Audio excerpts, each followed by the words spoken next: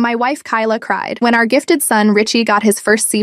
In a P chemistry said, he's throwing away everything we've worked for. She started with tutors and removed his PlayStation, but then I found him chained to his desk with a bike lock while she spoon-fed him protein paste between calculus problems. She'd installed a catheter so he wouldn't need bathroom breaks and been injecting him with stimulants to keep him awake for 73 hours straight. When I tried to stop her, she filed a restraining order and moved his desk to the basement. The night before she planned to take him to a boarding school in Romania, I saw the basement light flashing in Morse code, SOS. I should have known something was wrong when my wife Kyla cried over our son Richie's report card. Richie, who was gifted and had been reading at college level since 4th grade, had gotten his first C+, a P chemistry. He's giving up, she whispered, clutching the paper like a death certificate. He's throwing away everything we've worked for. I tried to reassure her. Kids slack off junior year. It happens. But Kyla couldn't let it go. She started simple. New tutors, weekend study sessions, removed his PlayStation temporarily. I actually supported this. Richie had been gaming until 3 a.m. most nights. When his grades improved to B's within a month, I thought we'd found the right balance. Kyla bought 3 more AP prep books. We're not settling for mediocrity, she said, reorganizing his study schedule. He thanked me, David. He said he needed the structure. The study schedule went from reasonable to rigid. 6 a.m. wake up, school, tutoring, homework until 11 p.m. Weekends meant practice tests. Kyla quit her job to support his education. She'd sit beside him during every study session, correcting his posture, monitoring his focus. Other parents at school started calling her super mom. The guidance counselor praised her dedication. More parents should be this involved, she said. I noticed Richie getting thinner, tired, but his grades were all A's now. Then came the surveillance. I installed study monitoring software, Kyla announced one night, showing me her laptop. She could see everything. His screen, his keystrokes, even his eye movements through the webcam. He was checking Instagram during calculus review. 30 seconds, David. That's 30 seconds of lost potential. She started timing his bathroom breaks. 5 minutes maximum. She removed his bedroom door to eliminate the temptation of privacy. I found Richie crying in the bathroom at 2 a.m. Dad, please, I can't do this anymore. Your mother just wants what's best. She counts my chews at dinner, says digestion takes energy away from brain function. I confronted Kyla. She showed me college acceptance statistics, scholarship requirements, articles about wasted genius. Her laptop had dozens of spreadsheets tracking Richie's performance metrics, time per problem, words per minute, comprehension percentages. He's operating at 73% capacity, she explained. If we can get him to 90%, he'll thank us when he's at Harvard. The first time I found Richie chained to his desk, I thought I was hallucinating. It was a bike lock around his ankle. Kyla stood behind him with a timer, spooning protein paste into his mouth between calculus problems. He kept getting up, she explained calmly, wasting time. This keeps him focused, and eating while working is efficient. Kyla, this is insane. Is it? His practice SAT went up 40 points. Richie looked at me with dead eyes. It's okay, Dad. I need to study. I threatened to call the police. Kyla showed me Richie's signed commitment contract. He'd agreed to necessary study support measures. She'd had it notarized. He wants this, David. Don't you want him to succeed? The lock became locks, plural, both ankles. Eventually his wrists too, with just enough slack to write. Kyla installed a catheter so he wouldn't need bathroom breaks. She'd blend his meals into efficient nutritional smoothies, fed through a straw while he worked. She moved his desk to the basement. Fewer distractions. I tried to intervene. She changed the locks on the house, filed a restraining order claiming I was sabotaging Richie's future. The judge saw a devoted mother and a father trying to let his son waste his potential. I started sleeping in my car outside the house, watching, waiting. Last week, I saw an ambulance at the house, broke down the door. Richie had collapsed. Dehydration, malnutrition, exhaustion. Kyla was screaming at the paramedics about his upcoming AP exams. He needs to study. You don't understand. He's going to lose everything. At the hospital, Richie weighed 92 pounds. He'd been awake for 73 hours straight. Kyla had been injecting him with some kind of stimulant she'd bought online, just to keep him alert, she explained to the doctors. He consented. Show them your contract, baby. Richie couldn't speak. Hadn't spoken in weeks, apparently. Just equations. He kept trying to solve problems on his hospital gown with his finger. Child Protective Services got involved. Kyla convinced them she was addressing his special needs, showed them his perfect grades, his signed contracts, testimonials from his online tutors about his remarkable progress. They gave her a warning about the chains, suggested less restrictive study aids. She bought padded restraints. See? I'm listening. They let her take him home. I'm not allowed within 500 feet, but I know what she's planning. I found her browser history at an internet cafe. She's researching boarding schools in countries with flexible educational approaches, places that will understand Richie's needs. She's typed searches like feeding tube academic performance and legal stimulants minors studying and surgically preventing sleep deprivation. Tomorrow she's taking him for a college visit. I don't think they're coming back. I packed my laptop and drove to the public library. The restraining order meant I couldn't go near the house, but nothing stopped me from researching. My fingers shook as I typed boarding school names into the search bar. Switzerland, Romania, places with names I couldn't pronounce, places that advertised intensive academic programs and 24/7 supervision. The librarian walked past my table 3 times before stopping. She recognized me from the news coverage of the custody hearing. Her eyes softened, but she said nothing, just placed a cup of coffee beside my notebook. I found the school Kyla had bookmarked most frequently. The website showed smiling students, but something felt wrong. wrong. The testimonials were too perfect, too similar. I dug deeper, searching forums and message boards. Found a thread from 2019, parents trying to get their kids back, stories about forced studying, punishment for academic resistance, students who came back unable to function without constant instruction. My phone buzzed. Unknown number. I answered carefully. A whisper came through. Mr. David, this is Vicky Torres, Richie's calculus teacher. My heart raced. Teachers weren't supposed to contact me. I can't talk long, she continued, but I saw Richie yesterday when your wife brought him to collect his assignments. He couldn't hold a pencil properly. His hands were shaking, and he kept asking me what the answer was before I'd even given him the problem. Where can we meet? I can't, but I left something in the library. 3rd floor, psychology section. Inside, child development and trauma. Page 247. The line went dead. I found the book. Inside was a folded paper. Catherine's handwriting filled the page with observations, dates, times, specific incidents she'd witnessed, Richie falling asleep standing up during her class, Kyla forcing him to do push-ups in the hallway as punishment for mental laziness, the time Richie had begged Catherine for food because he'd only gotten 98% on a quiz and didn't deserve full rations. At the bottom, she'd written, I've reported this 3 times. Nothing happens. She has everyone convinced she's helping him. I photographed every page. Then I noticed something else tucked behind the note, a USB drive. Back at my laptop, I plugged it in. Security footage from the school, multiple clips. Richie stumbling through hallways, sitting alone at lunch, not eating, just staring at flashcards. In one video, he was in the bathroom, splashing water on his face. He looked directly at the camera, mouthed 2 words, help me. My chest tightened. Tomorrow's college visit was in less than 18 hours. I called my brother Tanner in Seattle. He picked up on the first ring. I need you to come here, I said. Now. David, what's going on? You sound, just come. Bring your medical bag. Tanner was a pediatrician, one of the few people who'd believed me during the custody hearing, but even he'd been shocked when the judge sided with Kyla. I'll catch the red eye, he said. Next, I called Child Protective Services. Again, the caseworker sounded tired. Mr. Thompson, we've been through this. Your wife is providing educational support. The restraints have been modified per our recommendations. Richie's grades show improvement. He weighs 92 pounds. According to our last visit, he's gaining weight under the nutritional plan she submitted. Unless you have new evidence of immediate danger. I hung up. They'd been to the house once since the hospital visit. Kyla had prepared for days, hidden the worst of it, coached Richie on what to say. Or maybe he couldn't say anything else anymore. I drove past the house, staying just outside the 500-foot limit. The basement light was on, had been on for 3 days straight. I wondered if she ever let him sleep anymore. My phone rang. Kyla's sister Pearl. David, I'm worried about Kyla. She called me last night talking about some school in Eastern Europe. Said American education was too soft for Richie's potential. Can you talk to her? Make her see. I tried visiting yesterday. She wouldn't let me in. Said I might contaminate the study environment. David, she's not well. This isn't about Richie anymore. Maybe it never was. The flight's tomorrow morning. If they get on that plane, I know someone at the airline. Let me see what I can do. I spent the night in my car, parked at the legal distance, watching the house through binoculars. At 3 a.m., I saw movement in the basement window. A shadow, then another. Was someone else down there with them? At 4 a.m., an unfamiliar car pulled up. A woman got out carrying medical supplies. She went inside, stayed for an hour, left with an envelope that looked thick with cash. I wonder what's really driving Kyla here. The way she quit her job to monitor every second of Richie's studying makes me curious about what she's actually trying to control. I followed her to a 24-hour diner, waited until she was seated, sat down across from her. She looked up, startled. I don't know you. You were just at my house, with my son. Her face went pale. I should go. Please, just tell me what she hired you to do. The woman fidgeted with her coffee cup. I'm a nursing student. She found me on a tutoring site, said she needed help with medical support for her son's education. What kind of medical support? For nutrients, stimulants. She said he had a learning disability that required intensive intervention. You saw him. Does he look like he has a learning disability? Tears formed in her eyes. He looks like he's dying, but she had paperwork, diagnosis forms, prescriptions from some online doctor, said it was all legal. It's not. None of this is legal. I know. I knew when I saw him. That's why I diluted everything, gave him saline instead of what she wanted. She'll figure it out soon. Will you testify? Tell CPS what you saw? She shook her head. I can't. I need this degree. I have kids of my own. But she pulled out her phone. I recorded some of it for my own protection. She was very specific about doses, talked about keeping him optimally functional for the flight tomorrow. She sent me the files. Audio recordings of Kyla discussing dosages, timing, how to maintain cognitive performance during transport. In one recording, you could hear Richie in the background, reciting formulas in a monotone voice. There's something else, the nursing student said. She asked me about sedatives for the plane, said he might be resistant to relocation, and she needed him compliant but conscious for customs. My hands clenched. Thank you. Thank you for telling me. She left quickly. I sat there, adding her recordings to my growing collection of evidence. It still might not be enough. Kyla had convinced judges, social workers, teachers. She had Richie's consent forms, his grades, his test scores, but I had less than 12 hours to stop them from leaving the country. Tanner texted. His flight had landed. He was driving straight to the library to meet me. I looked at the evidence spread across my laptop screen. Videos, audio files, teacher testimonies, medical records showing Richie's declining health despite Kyla's nutritional plans, Catherine's detailed notes, the nursing students' recordings. Somewhere in all this was the key to saving my son. I just had to find it before Kyla took him somewhere I'd never be able to reach him. The basement light in our house flickered. went out, came back on. Was that a signal? Or was I so desperate I was seeing things that weren't there? I thought about Richie in that basement, chained to his desk, fed through a straw, solving equations because that's all he could do anymore, all he was allowed to do. Tomorrow, she'd substance him, put him on a plane, take him to a place that would finish what she'd started, turn him into whatever her twisted vision of success looked like. I opened a new document, started typing everything I knew, everything I'd learned. If the authorities wouldn't listen to me, maybe they'd listen to the internet, to thousands of strangers who might see what the people who were supposed to protect Richie couldn't. But even as I typed, I knew it might not be enough. Kyla was smart, careful. She'd covered every angle, gotten every permission, created a paper trail that made her look like a devoted mother pushing her gifted son to excellence. She'd made one mistake, though. She'd let Catherine see too much, let the nursing student get too close, let Pearl hear the truth in her voice. And she'd underestimated how far a father would go to save his son. I looked at the time. 10 hours until their flight. 10 hours to find a way past the restraining order, past the legal system that had failed us, past Kyla's carefully constructed walls of documentation and lies. 10 hours to save Richie from disappearing into a nightmare disguised as education. Tanner pulled up beside my car. He looked at me through the window, saw something in my face that made him nod. "Tell me the plan," he said. I didn't have one. Not yet. But I had evidence. I had allies. And I had a father's determination to bring his son home. The basement light flickered again. This time I was sure. 3 short flashes, 3 long, 3 short, SOS. Richie was still in there, still fighting in the only way he could. I wouldn't let him down. Tanner and I sat in his rental car, reviewing the evidence. He examined Catherine's notes with medical precision, his face growing darker with each detail. I showed him the nursing student's recordings, watched his jaw clench as Kyla's voice discussed dosage calculations. He pulled out his tablet and started cross-referencing symptoms with medical databases. His fingers moved quickly across the screen, pulling up case studies and diagnostic criteria. After 20 minutes, he turned the screen toward me. Multiple windows showed research papers on educational abuse, medical neglect disguised as care, and something called achievement by proxy syndrome. I drove us to a 24-hour copy center. We needed physical copies of everything. The restraining order prevented me from approaching Richie directly, but nothing stopped me from building a case. Tanner helped organize the evidence into categories: medical documentation, witness statements, video evidence, audio recordings. We created 3 identical sets. While the copies printed, Tanner made phone calls. His medical network included child psychiatrists, social workers who specialized in educational abuse, and lawyers who handled custody emergencies. Most didn't answer at this hour, but he left detailed messages, marking each call as urgent. The sun was rising when we finished. 7 hours until the flight. I checked flight tracking apps obsessively. The morning departure to Zurich showed on time. 1 stop in Frankfurt, then on to Romania. Once they left US soil, my options would shrink to nothing. Tanner suggested we visit the local hospital where he had privileges. He could file a medical concern report that might carry more weight than my previous attempts. We drove there as morning traffic began building. The pediatric ward was just starting its day shift. He introduced me to Dr. Abby Huang, the department head. She listened as Tanner presented Richie's case from a medical perspective. Weight loss percentages, sleep deprivation effects on adolescent development, the dangers of unregulated stimulant use. He showed her the video of Richie unable to stop solving equations on his hospital gown. Dr. Huang made notes, asked specific questions about timeline and symptoms. She pulled up Richie's previous hospital admission records. The official discharge summary Kyla had signed contained none of the details I remembered. It listed mild dehydration and academic stress. Nothing about the stimulants or the 73-hour wake period. She agreed to file an emergency medical evaluation request with CPS. It would flag Richie's file for immediate review. She also contacted the hospital's legal department about the discrepancies in the medical records. Someone had edited them after the fact. 4 hours until the flight. I received a text from Pearl. Her airline contact confirmed 2 tickets booked under Kyla and Richie's names. First class to Zurich, departing at 11:15 a.m. The tickets were one-way. Tanner and I drove to the CPS office. It opened at 8 a.m., and we were waiting outside when the first employees arrived. I recognized the caseworker from previous visits. She sighed when she saw me, but allowed us inside when Tanner introduced himself and mentioned Dr. Huang's emergency filing. We presented everything in the conference room. The videos played on Tanner's laptop while the caseworker reviewed Catherine's documentation. The nursing student's recordings made her pause, replay certain sections, take notes. She called in her supervisor. The supervisor, an older woman named Margaret, watched the security footage of Richie mouthing, "Help me," 3 times before speaking. She asked about the boarding school research, the one-way tickets, the edited medical records. I showed her everything I'd found about the Romanian facility. Margaret made phone calls. The legal department, the emergency response team, the state oversight board. Each call escalated the urgency. She dispatched 2 caseworkers for an immediate welfare check, despite Kyla's history of preparation for such visits. 3 hours until the flight. My phone rang. Vicky Torres, calling from her classroom. She spoke quickly, nervously. Kyla had just appeared at school, demanding all of Richie's remaining assignments and textbooks. She'd brought a dolly to transport them. When Catherine asked about Richie's absence, Kyla had given vague answers about specialized tutoring, but Catherine had noticed something crucial. Kyla's car trunk was packed with suitcases. I relayed this to Margaret. She immediately called the caseworkers en route to the house, updating them about possible flight risk. She also contacted airport security, though she warned me their options were limited without a court order. Tanner suggested suggested we drive toward the airport, staying within legal boundaries but positioning ourselves closer. As we drove, I noticed 3 missed calls from an unknown number. The voicemail was from the nursing student. Kyla had contacted her, furious about the diluted solutions. She was demanding the student return immediately with proper supplies, or face legal action for breach of contract. 2 hours until the flight. We parked in the airport's cell phone lot. I could see planes taking off, each one a reminder of how close I was to losing Richie forever. Tanner fielded calls from his medical contacts. 2 child psychiatrists had agreed to provide emergency evaluations if we could get access to Richie. Talk about medical evidence mounting faster than Kyla's airline miles. Tanner's turning this rescue mission into a full clinical study, while Dad's building a case file bigger than those suitcases in her trunk. A lawyer specializing in emergency custody orders was drafting paperwork. Margaret called. The caseworkers had reached the house. Kyla had answered the door calmly, claimed Richie was sleeping. She'd shown them his room, where a figure lay motionless under blankets. When they'd asked to see his face, she'd said disturbing him would disrupt his essential REM cycle before his important academic opportunity. The caseworkers had insisted. The blankets concealed pillows arranged to mimic a body. Richie wasn't there. Kyla had acted shocked, claimed he must have gone for a walk. She'd even called his phone dramatically, though the caseworkers noted she didn't seem genuinely concerned. They'd searched the house with Kyla's permission. The basement study setup was gone. Desk, chair, restraints, all removed. Fresh paint covered the walls where equipment had been mounted. It smelled like bleach and primer. 1 hour until the flight. Airport security called Margaret back. They'd located Kyla's vehicle in long-term parking. Security cameras showed her entering the terminal with Richie 40 minutes ago. He'd been in a wheelchair, appearing to sleep. She'd shown documentation to airline staff about his medical condition, requiring early boarding. Margaret dispatched the emergency team to the airport. She gave me their direct number, though reminded me I couldn't approach within 500 feet. The restraining order remained in effect. Tanner and I moved to the terminal's arrival level. From there, I could watch departure doors without violating the order. My hands shook as I held binoculars, scanning faces in the crowd. Security and police vehicles began accumulating near Terminal 2. 45 minutes until departure. The emergency response team arrived. Through Tanner's phone, Margaret coordinated their movements. They had to locate Kyla and Richie in the secure boarding area without causing panic. The airline had been notified but needed official documentation to prevent boarding. I saw uniforms moving through the terminal, watched them disappear into security checkpoints. Tanner monitored flight status obsessively. Still on time, still boarding, 30 minutes until departure. Margaret called. They'd found them. Gate 23. Richie was semi-conscious in the wheelchair, responding slowly to questions. Kyla had produced medical documents claiming he had a rare neurological condition requiring specialized treatment abroad. She'd remained calm, cooperative, showing paperwork for everything. The team needed more to intervene. The documents looked official. Richie, when asked, had mumbled agreement with his mother's plans. Without clear evidence of immediate danger or Richie's own objection, their options were limited. I thought about the basement light, the SOS signal. Richie was still in there, still fighting, but Kyla had drugged him into compliance. 20 minutes until departure. Tanner grabbed his medical bag from the car. He strode toward the terminal with purpose. I followed at the legal distance, watching him disappear inside. He had privileges at multiple hospitals. He had authority I lacked. Through Margaret's updates, I learned Tanner had reached the gate. He'd identified himself as Richie's uncle and a pediatrician. He'd requested an immediate medical evaluation, citing family history and concern for Richie's welfare. Kyla had objected, but airline staff, now nervous about liability, had allowed it. 15 minutes until departure. Tanner examined Richie while emergency responders watched. He checked pupil response, reflexes, cognitive function. He asked Richie simple questions: his name, the date, where he was going. Richie's answers came slowly, confused. He couldn't remember the day or why he was at the airport. Kyla produced more documents: prescriptions for anti-anxiety medication, a letter from an online psychiatrist diagnosing travel phobia. She explained Richie had requested sedation for the flight. Everything had paperwork. Everything had a reasonable explanation. 10 minutes until departure. The gate agent announced final boarding. Passengers lined up, watching the drama unfold. Kyla stood, gripping the wheelchair handles. She thanked everyone for their concern, but insisted they needed to board. Richie needed treatment. Delays would harm his progress. Tanner did something I hadn't expected. He knelt beside Richie and spoke directly into his ear. Later, he told me what he'd said. "Richie, if you want to stay, if you need help, just squeeze my hand. Once for yes, twice for no." The response was immediate. One squeeze, then another, then another. Richie's hand gripped Tanner's with surprising strength, not letting go. 5 minutes until departure. Tanner announced loudly that his patient was indicating distress. He requested immediate transport to the nearest hospital for evaluation. Kyla objected, pulled out contracts, waived consent forms. But Tanner had something more powerful: a minor patient expressing current medical need. The emergency team moved. They transferred Richie from Kyla's wheelchair to their gurney. She followed, protesting, citing parental rights. But she'd made an error. The sedatives she'd given Richie had worn off just enough. As they wheeled him past security, he reached out, grabbed an officer's sleeve. His voice was hoarse, barely audible, but the body camera caught it. "Please, don't let her take me." The plane left without them. At the hospital, Richie's blood work revealed a cocktail of substances: modafinil, Adderall, something called phenylpiracetam that wasn't even FDA approved. The doses were carefully calculated to keep him functional but compliant. Tanner had the lab run comprehensive panels, documenting everything. Margaret arrived with a court order for emergency protective custody. The judge who'd issued my restraining order order had been recalled from weekend plans when presented with the new evidence. He'd reviewed the videos, the medical reports, Catherine's documentation. The order was temporary, but immediate. Kyla was escorted to a separate room for questioning. I watched through the hospital window as she argued with officials, still insisting everything she'd done was for Richie's benefit. She had binders of documentation, years of planning, all focused on maximizing his academic potential. In her mind, she was saving him from mediocrity. The restraining order was modified. I was allowed supervised visits while the investigation continued. The first time I entered Richie's room, he was sleeping. Real sleep, not drugged unconsciousness. Tanner had insisted on no visitors for the first 12 hours, letting his body begin to recover. When Richie woke, he looked at me with eyes that seemed ancient. The first thing he said wasn't about the chains or the substances or the missed meals. He asked if he'd failed his AP exams. The conditioning ran deep. Recovery would take time. The social workers explained that Richie would need therapy to process what he'd endured. He'd need to relearn that rest wasn't wasteful, that eating wasn't just fuel for studying, that his worth wasn't measured in test scores. The path ahead was long, but he was here, not in Romania, not in some facility that would have continued what Kyla started. He was in a hospital bed, eating solid food, sleeping without restraints. It was a beginning. Catherine visited on the second day, bringing cards from classmates who'd only just learned what Richie had endured. She cried when she saw him, apologized for not doing more sooner, but her documentation had been crucial. Her courage in leaving that note had started the chain of events that led to this moment. The nursing student came forward officially, providing full testimony about what she'd witnessed. Her recordings became key evidence. She'd risked her career to do the right thing, diluting those solutions, buying Richie time his body desperately needed. Pearl worked with authorities to piece together Kyla's descent into obsession. She found journals dating back years, documenting every test score, every assignment, every minute of Richie's scheduled time. What had started as maternal concern had twisted into something unrecognizable. The Romanian school was investigated. Interpol got involved when similar facilities were discovered across Eastern Europe. Parents who'd lost children to these programs came forward. Richie had narrowly avoided joining their ranks. Tanner extended his stay, using his medical leave to help coordinate Richie's treatment. He assembled a team of specialists who understood the unique nature of educational abuse. They developed a recovery plan that addressed both physical and psychological damage. The basement was excavated as evidence. Investigators found more than just study equipment. There were cameras I hadn't known about, recording devices, years of footage showing the progressive escalation. Kyla had documented everything, believing it would someday serve as proof of her revolutionary educational methods. Child Protective Services underwent review. The caseworkers who dismissed earlier concerns faced scrutiny. Policies changed. Training expanded to recognize achievement-focused abuse. Richie's case became a cautionary tale in their workshops. I moved back home once the restraining order was lifted. The house felt different. Richie's room had a door again. The basement became storage space. We ate meals together at regular times. No calculations about optimal digestion. Small victories, but challenges remained. Richie would sometimes panic if he wasn't studying. He'd wake up reciting formulas, reaching for textbooks that weren't there. The deprogramming process was slow, requiring patience I was still learning to provide. School became complicated. Richie was academically advanced but socially stunted. He'd missed normal teenage experiences while chained to his desk. The guidance counselor who'd once praised Kyla now worked to create a modified schedule that balanced education with healing. Richie's immediate hand squeezes make me curious about what reserves of strength he'd been hiding beneath those sedatives. The timing of Tanner's whispered question seems almost too perfect for the drugs wearing off just then. Some nights I'd find Richie at his desk out of habit, not studying, just sitting. He'd look at me with confusion, unsure what to do with free time. We'd work on it together, learning to play board games, watch movies, have conversations about nothing important. The legal proceedings continued. Kyla's lawyer argued for mental health treatment rather than imprisonment. The prosecution presented evidence of calculated abuse. The judge would ultimately decide, but Richie's testimony would be crucial when he was ready to provide it. I thought about the father I'd been before this started, the one who'd supported reasonable study schedules and temporary PlayStation removal. I'd enabled the early stages, mistaking control for care. That guilt would stay with me, a reminder of how gradually boundaries can erode, but we were healing, both of us. Tanner returned to Seattle but called weekly, monitoring Richie's progress. Catherine continued teaching, now with heightened awareness of warning signs. The nursing student graduated, her conscience clear. Richie started therapy with a specialist in coercive control. Together, they worked through the layers of conditioning. He learned to recognize his own wants, separate from imposed expectations. Progress was measured in small rebellions, choosing to read fiction, taking walks without purpose, saying no to extra credit assignments. The flight to Zurich left without its intended passengers. The Romanian facility closed after investigation. Kyla remained in psychiatric evaluation, and Richie, slowly but steadily, began to reclaim his life. Each day without chains was a victory. Each meal eaten at a table was progress. Each night of unmonitored sleep was freedom. We had work ahead of us. Years of healing couldn't happen overnight, but Richie was 17, not 40. He had time to build a life defined by his own choices, and I had time to be the father I should have been from the start, one who protected instead of enabled, who listened instead of assumed. The psychiatric evaluation facility wouldn't allow me direct contact with Kyla for the first week. I spent those days with Richie, watching him slowly emerge from years of conditioning. He'd sit in the hospital bed, hands twitching as if holding a pencil, eyes dark starting to where a textbook should be. Tanner arranged for Dr. Nomi Vasquez, a specialist in educational trauma, to begin working with Richie. Their first session lasted only 20 minutes before Richie started hyperventilating, convinced he was wasting study time. Dr. Vasquez simply sat with him, demonstrating breathing exercises until his panic subsided. The hospital nutritionist developed a careful refeeding plan. Richie's digestive system had adapted to liquid nutrients and minimal solid food. Each meal became a small battle. He'd count chews automatically, then catch himself and look confused. The nurses learned to distract him with conversation about anything except academics. Vicky Torres visited again, bringing Richie's favorite novel from before everything started. He held it like a foreign object, turning it over in his hands. When he tried to read, his eyes skimmed for testable information rather than enjoyment. Catherine left it on his bedside table without pushing. Margaret from CPS coordinated with the district attorney's office. The evidence we'd compiled painted a clear picture of escalating abuse disguised as education. The modified medical records alone constituted fraud. Combined with the restraints, forced stimulants, and documented physical deterioration, criminal charges seemed inevitable. I met with a court-appointed guardian ad litem assigned to represent Richie's interests. She reviewed everything: the videos, Catherine's documentation, the nursing student's testimony. Her job was to recommend what would best serve Richie's recovery, regardless of what Kyla or I wanted. The Romanian school investigation expanded. Authorities discovered a network of facilities across Eastern Europe targeting parents of gifted children. They promised to maximize potential through intensive methods. The one Kyla had chosen advertised a 100% university placement rate. They didn't mention the students who never recovered enough to attend. Richie's first attempt at walking outside the hospital was difficult. He'd been confined to a desk for so long that open spaces felt overwhelming. We made it halfway around the building before he asked to go back. Progress, not perfection, Dr. Vasquez reminded us. The guardian ad litem interviewed Richie over several sessions. He struggled to articulate his experience, often defaulting to academic language when emotional expression felt too difficult. She noted how he apologized repeatedly for underperforming during their conversations. Kyla's evaluation revealed what the psychiatrists called achievement-oriented delusional disorder. She genuinely believed she'd been saving Richie from mediocrity. In her mind, every restriction, every stimulant, every hour chained to his desk was an act of love. The doctor said treatment would take years, if it worked at all. I found Richie's old PlayStation in the garage and brought it to his hospital room. He stared at it like an artifact from another life. When I suggested we play something together, he asked if it would help his hand-eye coordination for standardized tests. We put it away for another day. The nursing student testified before a grand jury. Her recordings proved crucial in establishing Kyla's intent to circumvent medical safety. She described Richie's condition when she'd seen him: the tremors, the vacant stare, the way he'd mechanically recited formulas even while she'd inserted the fourth. Tanner had to return to Seattle but arranged for his colleague, Dr. James Park, to continue Richie's medical care. Dr. Park specialized in adolescent recovery from prolonged stress. He started with basic things, teaching Richie to recognize hunger cues, to distinguish between physical exhaustion and laziness. The grand jury indicted Kyla on multiple charges: child endangerment, medical fraud, false imprisonment. Her lawyer argued for release to a treatment facility, but the judge considered her a flight risk given the Romania plans. She remained in psychiatric hold pending trial. Richie's first night in his own bed at home was hard. He kept getting up, looking for his desk. I found him in the basement at 3 a.m., sitting on the floor where his study station had been. We sat together in silence until he was ready to go back upstairs. The school developed an individualized education plan for Richie's return. Part-time at first, with breaks as needed. No AP classes for now. The guidance counselor who'd once praised Kyla's dedication worked to undo the damage, creating a schedule that prioritized healing over achievement. Dr. Vasquez introduced art therapy. Richie initially approached it like an assignment, asking about grading criteria. Slowly, he began to draw without purpose. Abstract shapes, dark scribbles, eventually recognizable images. One day he drew himself without chains. We framed it. The district attorney offered Kyla a plea deal. Guilty pleas to lesser charges in exchange for mandatory psychiatric treatment and supervised visitation rights after Richie turned 18, if he chose. Her lawyer advised accepting. Kyla refused, insisting she'd done nothing wrong. Richie's first day back at school lasted 2 hours. He sat in the back of his English class, hands shaking whenever someone answered a question. Catherine had prepared his classmates, asking them to give him space. Still, the whispers followed him through the halls. I hired a tutor, but not for academics. She specialized in teaching life skills to trauma survivors. They worked on basic things: how to rest without guilt, how to eat without calculating optimal digestion, how to have conversations without competitive elements. Richie called her his unlearning teacher. The basement became Richie's choice. He wanted to reclaim the space. We painted it together, bright colors covering the spots where restraints had been mounted. He chose the furniture: a comfortable couch, a TV, gaming setup, no desk. When he needed to study, he used the kitchen table. Pearl visited regularly, bringing normal aunt things: cookies, gossip about extended family, complaints about traffic. She never mentioned Kyla unless Richie brought her up. Those conversations were rare and brief. He wasn't ready to process that relationship yet. The trial date was set for 6 months out. Richie would have to testify if Kyla maintained her not guilty plea. Dr. Vasquez worked with him on preparation, teaching him grounding techniques for when memories overwhelmed him. He practiced saying, "I don't know," when he didn't have perfect answers. Some days were harder than others. Richie would have panic attacks triggered triggered by academic situations. A pop quiz, a teacher praising another student's work, even seeing someone else studying intensely. The school nurse became familiar with his breathing exercises, keeping a quiet space available when he needed it. I returned to work but arranged flexible hours. Being present for Richie's recovery mattered more than any deadline. My boss, who'd followed the situation, understood. Not everyone did. Some parents still whispered about how Kyla had just wanted the best for her son. Richie made a friend. Marcus sat next to him in art class, never asking about the past, only talking about video games and movies. Their friendship grew slowly, built on shared interests that had nothing to do with achievement. The first time Richie laughed, really laughed, was at something Marcus said about a terrible movie sequel. Physical therapy helped with the muscle atrophy from months of confinement. Richie's body had to relearn basic movements. The therapist treated him like any other teen recovering from injury, which he appreciated. No special treatment, no pity, just exercises to rebuild strength. Richie's unlearning teacher might be the most heartbreaking job title I've ever heard. Imagine teaching someone how to rest without guilt, or eat without calculating optimal digestion times like they're training for competitive existing. We established new routines. Dinner at 6, no exceptions. Board game nights on Fridays, walks on Sundays, going a little farther each time. Structure without rigidity, predictability without control. Richie needed to know what to expect while learning he had choices within that framework. The pre-trial hearings revealed more evidence. Investigators found Kyla had been in contact with the Romanian facility for over a year, planning Richie's eventual enrollment. She'd sent them videos of him studying, proud progress reports of his optimization. The facility had praised her methods, encouraged escalation. Dr. Park monitored Richie's physical recovery closely. His weight gradually increased. The tremors stopped. Blood work showed his system clearing the last traces of stimulants. Each improvement was documented, and evidence of what his body had endured and overcome. Richie decided he wanted to see Kyla before the trial. Dr. Vasquez supported the decision. With careful preparation, the meeting would be supervised, in a controlled environment, with clear boundaries. Richie could leave at any time. He needed to face her to move forward. The meeting lasted 12 minutes. Kyla spent it explaining how ungrateful Richie was, how she'd sacrificed everything for his future, how he was throwing away his potential. Richie listened, then stood up and left without saying a word. In the car afterward, he cried for the mother he'd never really had. Spring came slowly. Richie's grades were average, and he was proud of them. B's and C's earned without chains, without stimulants, without fear. He joined the gaming club, discovering he could enjoy competition without it consuming him. Small victories that felt enormous. The plea negotiations continued. Kyla's lawyer, seeing the mounting evidence, pushed harder for a deal. The district attorney held firm. Guilty pleas to all charges, mandatory treatment, no contact until Richie was an adult, and only then if he initiated. Kyla finally began to waver. I found a therapist for myself. The guilt over enabling the early stages, the trauma of watching my son deteriorate, the stress of fighting systems that should have protected him, it all needed processing. Healing wasn't just for Richie. The whole family had been damaged by Kyla's obsession. 2 weeks before trial, Kyla accepted the plea deal. 5 years supervised probation, mandatory psychiatric treatment, no contact with Richie until he turned 18. If he wanted to see her then, it would be his choice, with therapeutic support. The judge accepted the agreement. Richie received the news quietly, relief mixed with grief for the mother he'd wished for, but never had. Dr. Vasquez helped him process the complex emotions. There was no celebration, just a quiet acknowledgement that one chapter was closing. We sold the house. Too many memories haunted those rooms. Richie helped choose our new place. Smaller, brighter, with no basement. His room had windows on 2 walls and space for all the things he was rediscovering. Books for pleasure, art supplies, gaming setup, normal teenage chaos. The summer before senior year, Richie got a part-time job at a bookstore. No academic pressure, just recommending stories to customers and organizing shelves. His manager knew his history but treated him like any other employee. The normalcy was therapeutic. Vicky Torres retired early, partly due to guilt over not acting sooner. At her farewell party, she hugged Richie and apologized again. He told her she'd saved his life by leaving that note. Without her courage, he might be in Romania now, lost to Kyla's vision forever. Senior year began differently. Richie took regular classes, not AP. He joined drama club, discovering he enjoyed performing. His college applications focused on what interested him, not what looked impressive. Some were reaches, some were safeties, all were his choice. The acceptance letters came in spring. Richie had options: state schools, small liberal arts colleges, even a few more competitive ones. He chose a small school 3 hours away, far enough for independence but close enough to come home when needed. The decision was his alone. Graduation day arrived. Richie walked across the stage to receive his diploma, no longer the valedictorian Kyla had tried to force him to become. In the audience, I cheered for the young man who'd survived, who'd chosen his own path, who'd learned that achievement meant more than grades. That night, Richie thanked me, not for saving him, but for seeing him, for recognizing that the chains weren't love, that excellence without choice wasn't success. We played video games until midnight, celebrating nothing more than being together, healthy and free. The future stretched ahead, uncertain but his own. There would be challenges, setbacks, moments when the old conditioning surfaced. But Richie had learned the most important lesson. His worth wasn't measured in test scores or achievements. He was enough, just as he was. And that was the greatest success of all. Thanks for letting me puzzle through all of this with you. Definitely a journey full of questions and curious turns. See you around. Subscribe for more content like this.